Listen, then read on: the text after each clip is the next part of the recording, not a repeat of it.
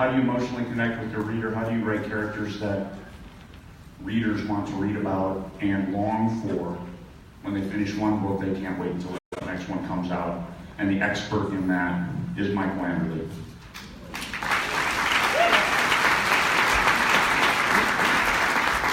Hey everybody.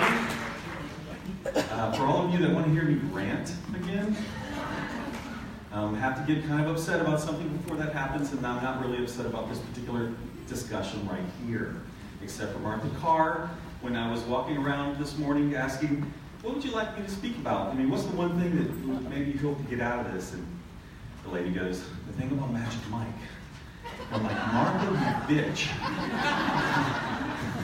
And she got that off of L.D. Clark, who started calling me Yoda. And now I have all these fans going, hey, Yoda Man, and all these other things. And the reality is that's actually, while I'm the core of this discussion, it's also an aspect that you want to encourage in your collaborations. And that is a little bit of fun between the collaborators on your social media. And so I certainly didn't encourage this, Martha and Elle, but you know, it is turned into something as they talk in their author notes and things of that nature. But what we're here this morning to talk about a little bit is as we discussed this morning, the overarching arc, the sub-arcs, and of course the stories and the characters and everything else. So here is, once again, these are my opinions, right? Everyone has a different opinion, and depending on your genre, it might not match the genre itself. I happen to write in fantasy science fiction, that's where I am. I write series because as a whale reader, I want to know that there's at least 4 books, 3 minimum, if it's a complete trilogy, or 4 or more, if we keep going. And when it happens, I'm going to sit there and usually read all weekend long and just go through your books. And we see that with the Arthurian Gambit. And so some of the things I looked at, and so a little bit of the backstory is 2014, my wife goes away every year to an event in Europe for 10 days. And so I decided, one of my sons wanted to write, and he's not the type to just go and do something. So I thought, well, it's a bucket list item. Let me go ahead and try to write, and then we'll see, this moves. And then we'll go ahead and see what happens. And I got about 25,000 words into it and had to stop because I didn't know what to do next. I was pantsing with no clue, which is an even less enviable form of pantsing. So the next year, I went ahead and studied all of the books in the series that I loved and I was willing to read over and over and over again. And I tried to read it the way when my brain kicked off and it said, wow, or cool, or I love this scene. I would pay attention to it and I try to figure out why did I love this scene? Why did I like these characters? What was going on? And realized that a lot of what it did is it connected with the emotions inside of me that made me happy. You know, it was giving me a really good dopamine hit and what was going on related to that. And then I paid attention whenever I would write a book and then the reviews would come in or the people were engaging with me on Facebook. Oh, you're late. And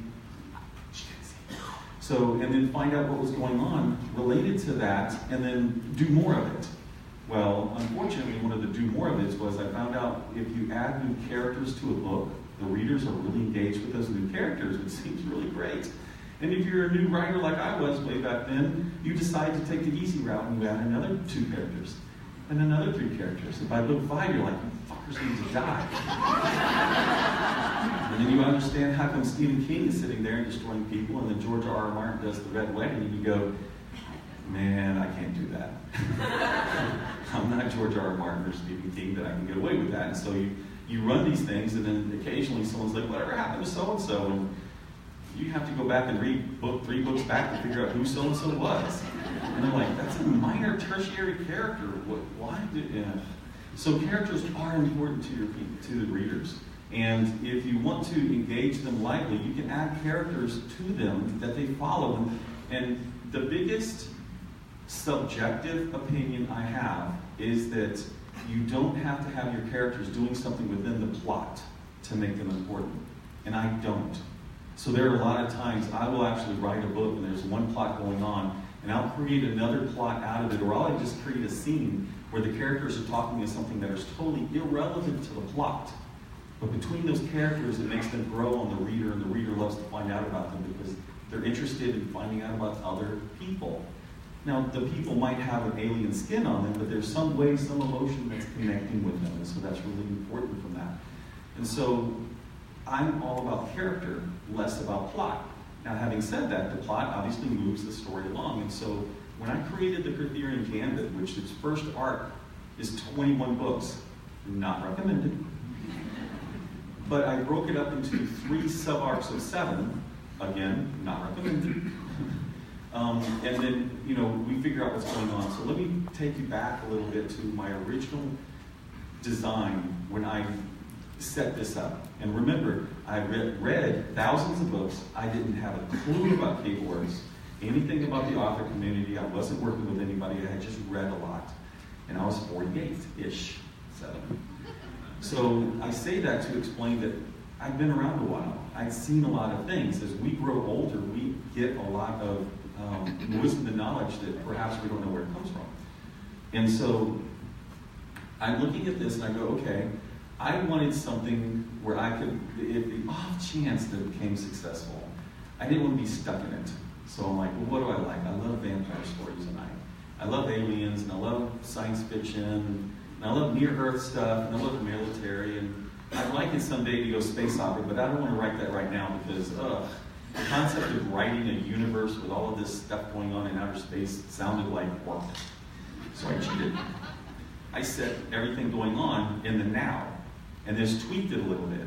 And what that did is it allowed readers to get engaged in my universe and only had to explain to them the little bit that was different because it wasn't part of Earth, the stuff they already knew.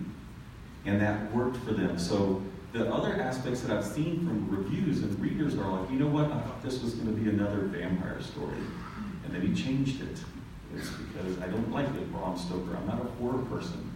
And so I tweaked it enough, and then feedback that I'm getting is they love the tropes for the reason, but they love something different. You can't do it wildly different because they can't carry the story forward. They don't need that. They need the 1 or 2 things that really makes this unique, and then give them the characters that move on. How we bring new collaborators into the Arthurian universe and the Ortsterin universe is usually me just explaining stuff, and that's what I'm going to do now. So I'm going to pretend I'm talking to 430 collaborators.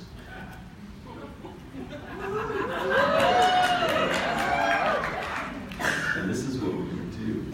So within this, we need to do 12 books, all right? And 12 books are going to have one massive arc, and the reason for that is because as you're writing, you should always be going to a point. The readers don't like it whenever you get stuck in the middle. Often I've been told, by book 5, book 6, book 7, they're done. There's nothing going on that's propelling it forward.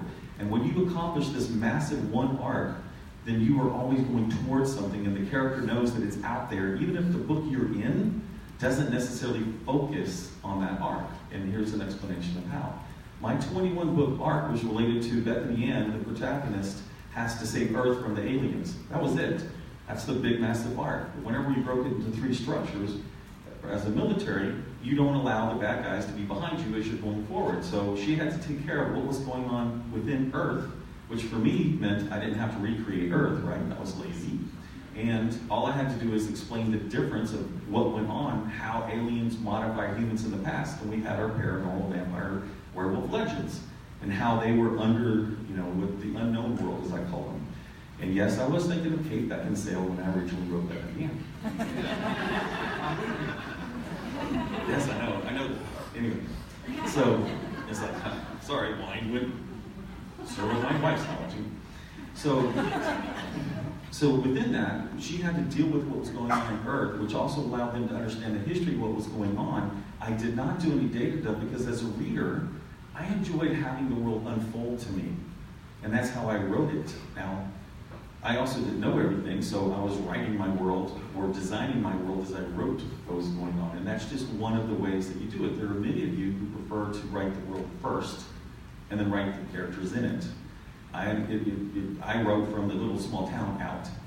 But that particular arc allowed her to figure out what was going on Earth and get it set. And it allowed me to introduce characters that the fans fell in love with. And the reason they fell in love with is because they admired what the group was. And I know this, and the way it is Bethany Ann is about solving justice.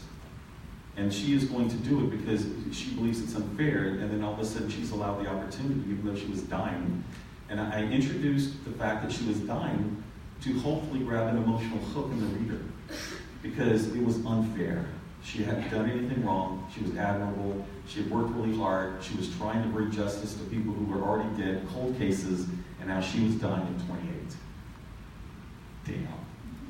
So in that, then she was turned, modified by the aliens, and now had a new, and learned something new. It wasn't about what the original vampire understood. It was about the fact that the one who changed him was an alien, and now all of my paranormal readers started to realize they were reading science fiction. Changed. And it was halfway in the book. And I have about a 73 to 75% read-through from book 1 to book 2, which is decent. It's better than Trade Club. It's not as good as a few others. But beyond that, if you can catch them really good, you're looking at a 90% plus read-through from then on. Unless you kill a major character in book 8, in which case it drops an extra 10%. Just saying. Don't do it. I have a new series called The Apology. With Ellie Clark in the back who's walking out. Wait, Belle! Not that finger. No, those two fingers either. She's British. So what happened is, when you create characters that the readers are going, what happened to so-and-so?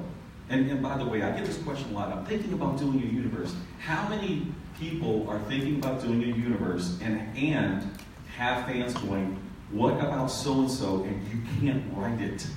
Do we have any people here that are like that?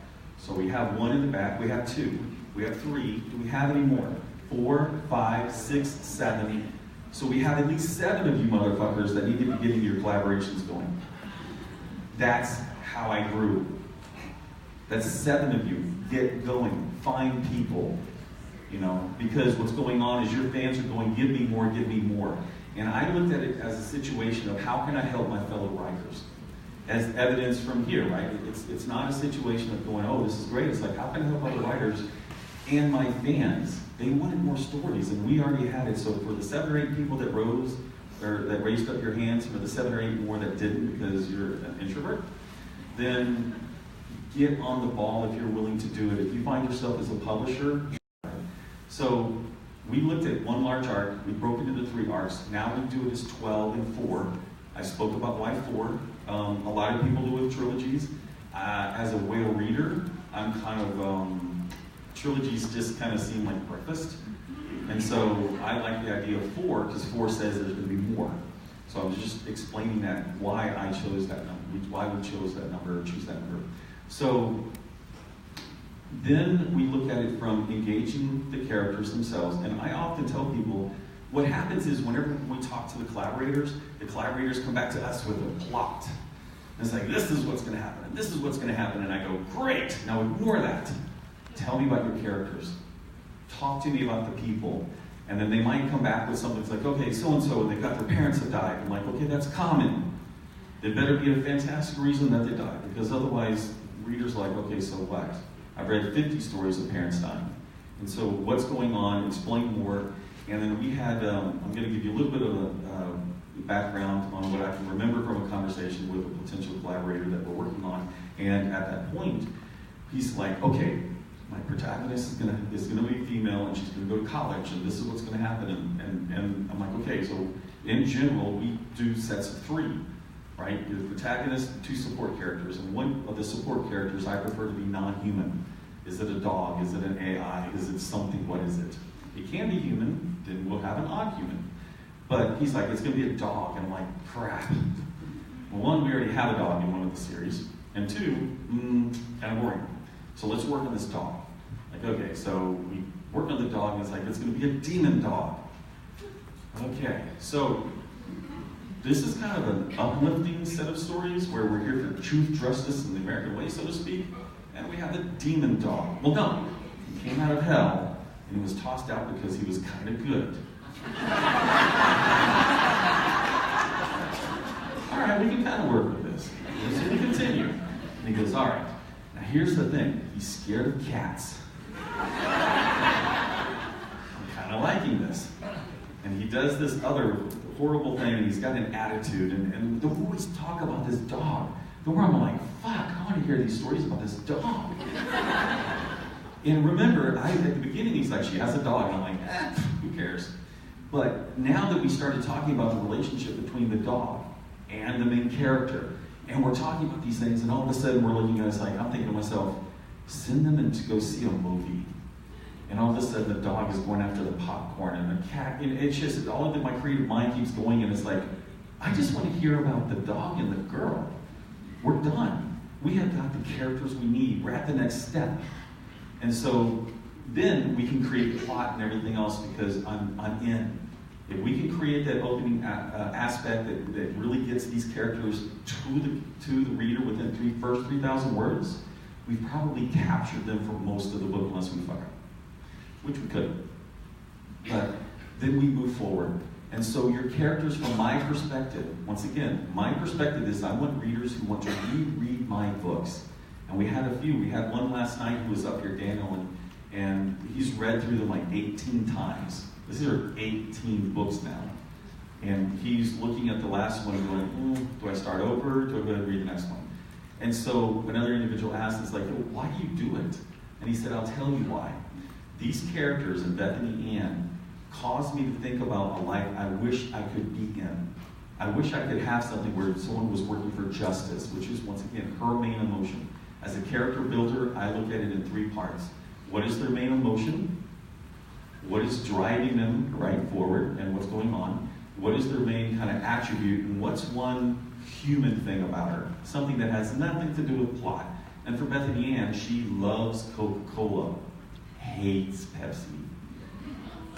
And so we carried that all the way into space, and we had a reviewer going, I really appreciate the fact that you carried this little war between some of her people that are with her who love Pepsi and secretly are getting it on the sly. And then they go into space, and all of a sudden, Bethany Ann decides to allow Pepsi to be seeded out to places that don't like her as the rebellious drink. And she uses that as a way to get money. And now in this book, she's realizing it's backfired on her. Now everyone's drinking Pepsi, and she's trying to introduce new Coke. But the reviewer's like, I work for Pepsi, and I love that you're doing this. And the fans really get involved with it. And, okay, so here's, kind of embarrassingly, here's one. Well, you have all these wild ideas, right? And so many of these wild ideas I've done have worked out. This one, not so much. My thought was, if I could create such a compelling reason for Mark to want to, for Coke, to want to co-market these books, they might do it. They haven't. Since that's a note. And so, but I promote that because I'm a big avid Coke versus Pepsi fan, and we know in this hotel it's Pepsi, but if you go to TGI Fridays, they sell you Coke. So I've been there twice or 3 times already. And so we move forward, but give your characters some of these things that people can relate to, and that's normal. And in my estimation, once again, please understand, I don't have 30 years of experience writing, and I don't have a lot of these things. I just know as a reader what I did and what resonates with my group of fans. Is that fair to say? I'm not trying to step on anyone's toes, but these are just my opinions. I'm going to write a book that's not about a plot. It's not going to be a single line going all the way through. I often have three threads or more going on. I cannot build a book with 70 to 80% of it is worried about tension because I don't like it. And here was my explanation. When I'm at the end of my day and I'm worried with a lot of people and they've been a pain in the ass, I don't want to buy a book and spend 6 more hours fucking frustrated before the end of the book. That's not how I want to be. And so when I wrote it that way to make sure that we had tension and released it, had tension and released it. And it worked. And why it worked is because, no offense to a lot of individuals teaching this, everyone was teaching 3-act structure. This is how you do it. This is how you accomplish it. And it wasn't until I was on, just out of curiosity, besides me who didn't know him either, apologies. Who knows John Truby? Who knows the name John Truby? Okay, excellent. We have about 30 or 40 people. He's right back there. Just so, yes, thank you. And I just wanted to point that out because I was on a video call with him. And there's only so much you can do, right? Yeah, there's success and everything else, but when you're talking to someone who's been teaching this shit for 30 years, you're a little bit like, whatever. And then when he tells me, oh, the 3-act structure, it's just one of these things, and this and that and the other, I'm like, where have you been all my life?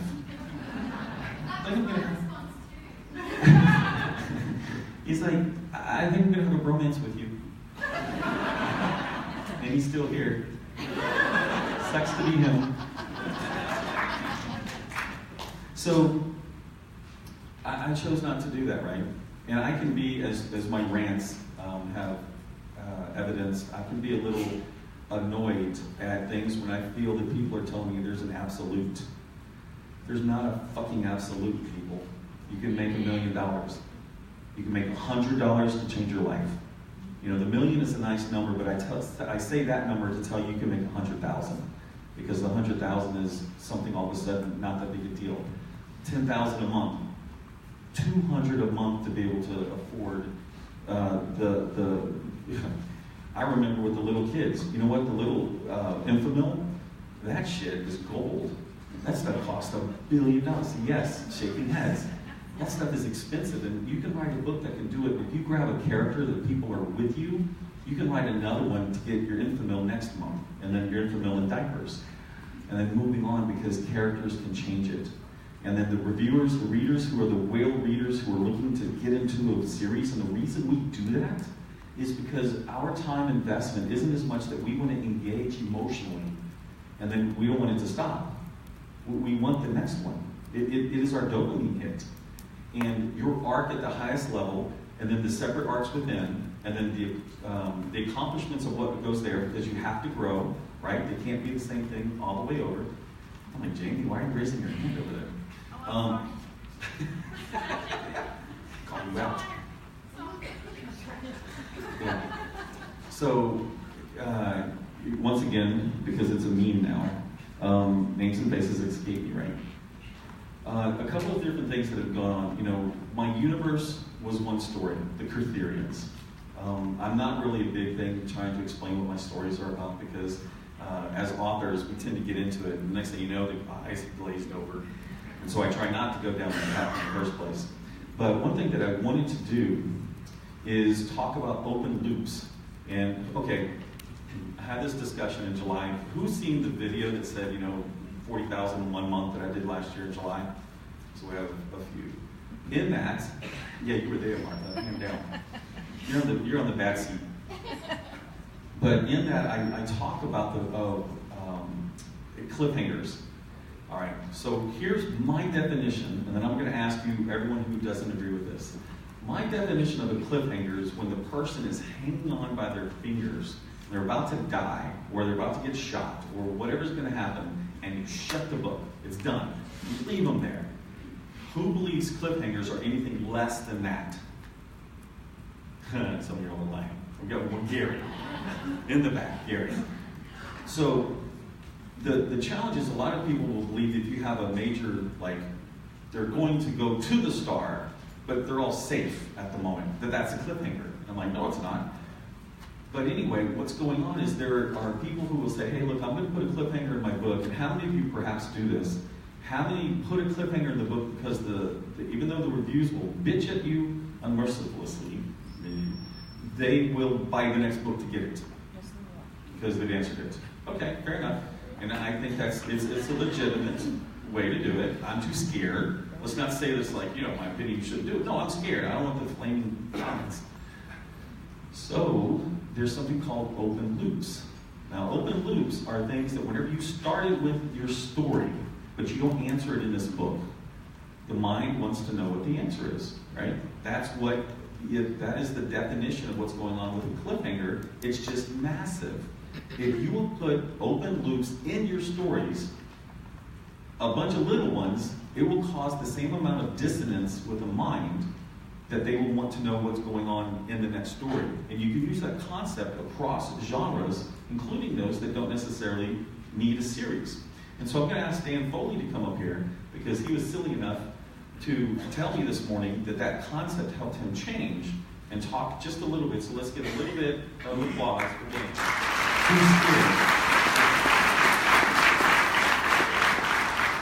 Thanks. Whoa.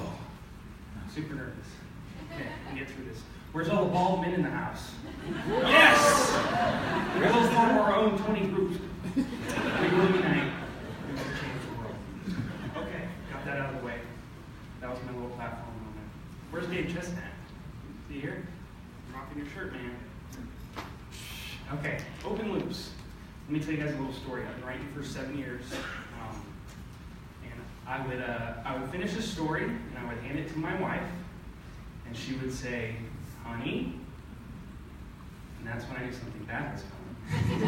She would say, "I hate this. Write another one."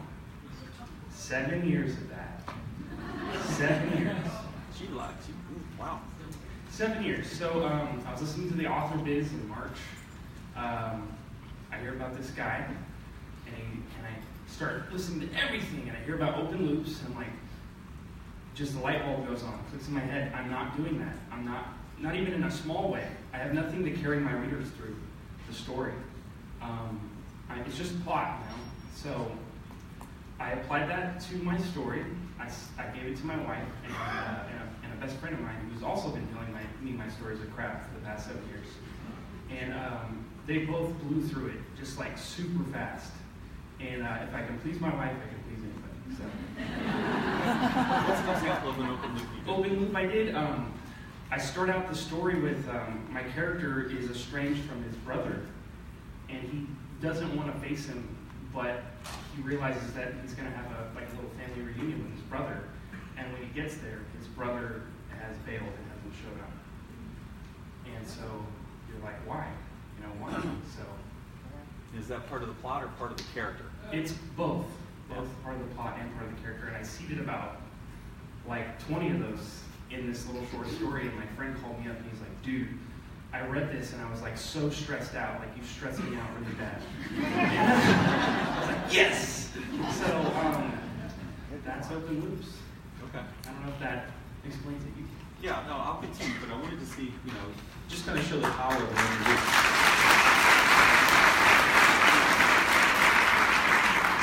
Dan talked to me and he said, I might throw up when I go up there. And I said, well, then we're going to talk about you for years. Remember back in 20Books, 50K Vegas, when Dan threw up on stage? Right away.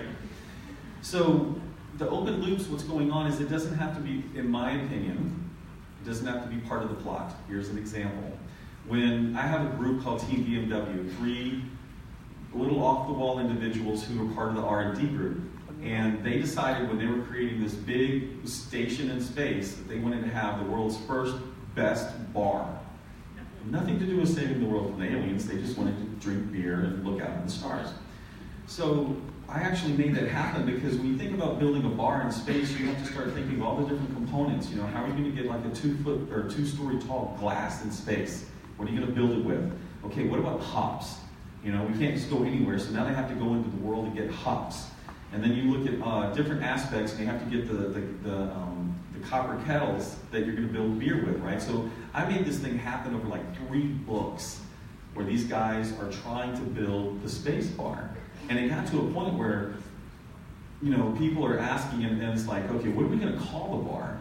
And I happen to be listening to AC/DC, I think, All Guns Blazing. There's the name, All Guns Blazing. And then, so we do this stuff, and the fans are like, can you give us a t-shirt for the bar? Remember, this has nothing to do with the plot. And so I tried, and the person on Fiverr rejected my request.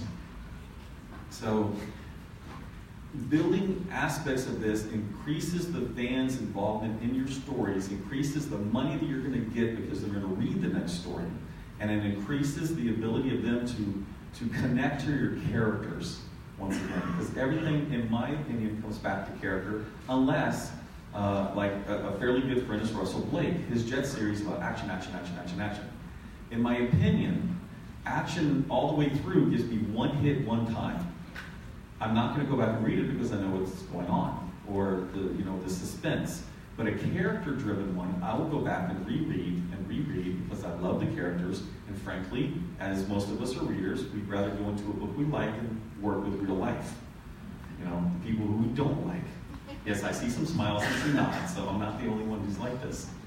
So I looked at it, and the piece that honors me. We had an event Thursday night, and it was the coming out of the closet for LMBPN, my publishing company. And so in it, we had this long hallway, and at the very end, there was this 6.5-foot tall canvas of Bethany Ann, the protagonist that's in my series. And it was a neat, because I was at the back, because you're herding cats, right? Come on, everybody, go, go. Not you, no, stop trying to move. And you push everyone down this hall. And it was stopped at the end, and I'm thinking, oh, wow, man, because it was going down, you had a dog leg, and right into the area, and it's just kind of crunched. And I'm like, wow, man, it's taking a while just to go around this little area. And it wasn't until I got closer that I saw that people were taking pictures with Bethany. And I got to tell you, that was an emotional moment for me, because my character has changed lives. You know, in a way, that character has changed y'all's lives, because it allowed me to help other authors that created the 20 books. And then we have the support and the advocacy of Craig and everyone who put this on. And we're all standing here because 2 years ago I published one book with one character that had fans raving. And that's what you can do with what's going on.